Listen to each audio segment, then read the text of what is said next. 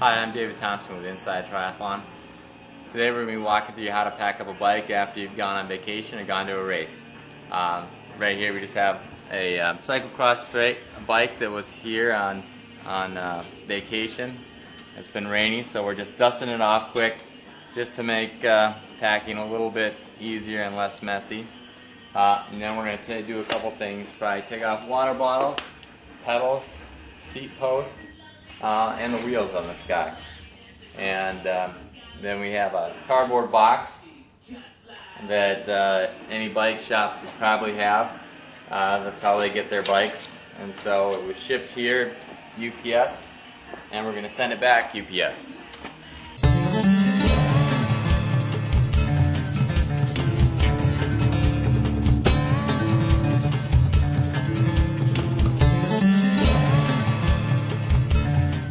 The shop will have laying around, probably just be able to give you is these little spacers, if you will, go between the rear dropouts and the front fork.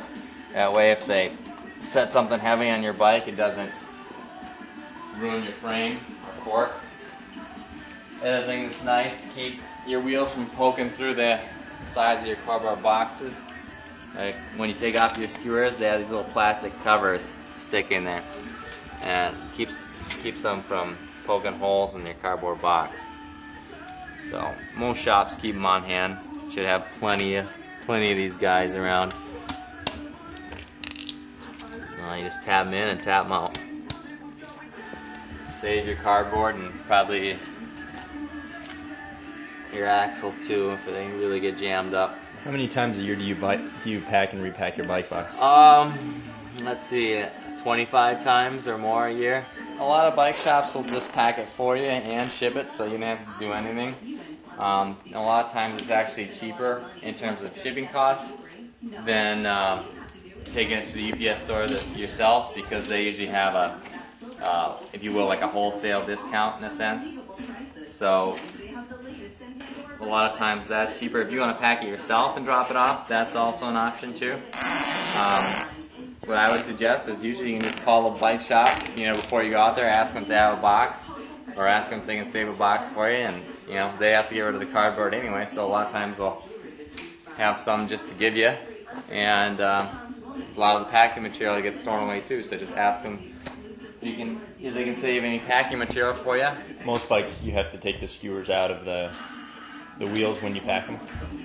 Yeah. The only time you probably wouldn't is when the rear wheel. Some boxes are long enough that the rear wheel stays on, and so that will be an instance where the skewer stays in, otherwise the skewer comes off, because it's an extra inch almost that it saves you in space.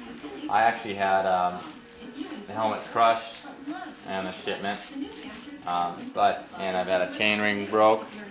Anna, my wife now, had a new Project One frame destroyed,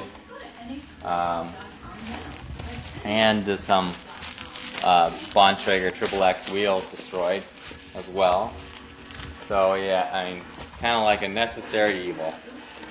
It's difficult with UPS too. They're going to make your life hell to get any kind of money back if you insured your bike. So just be prepared that it's going to be a long process if your bike gets wrecked in transit.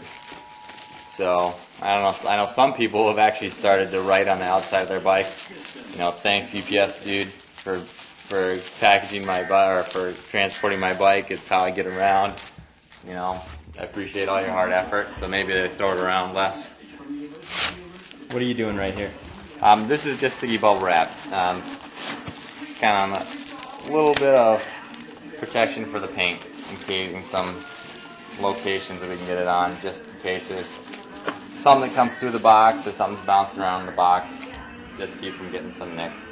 I just have that little extra bubble wrap here. Got this derailleur kind of floating around back here. I'm just going to throw it around that. This box actually has straps. This is from a nice Trek frame that was shipped to the store.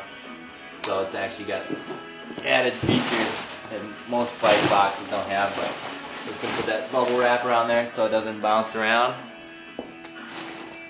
And since it was a wedding, there's plenty of gifts, so might as well use it if we got it. If you have, like, a lot of times if you're going to race, you'll have towels or uniforms or t-shirts or any soft material.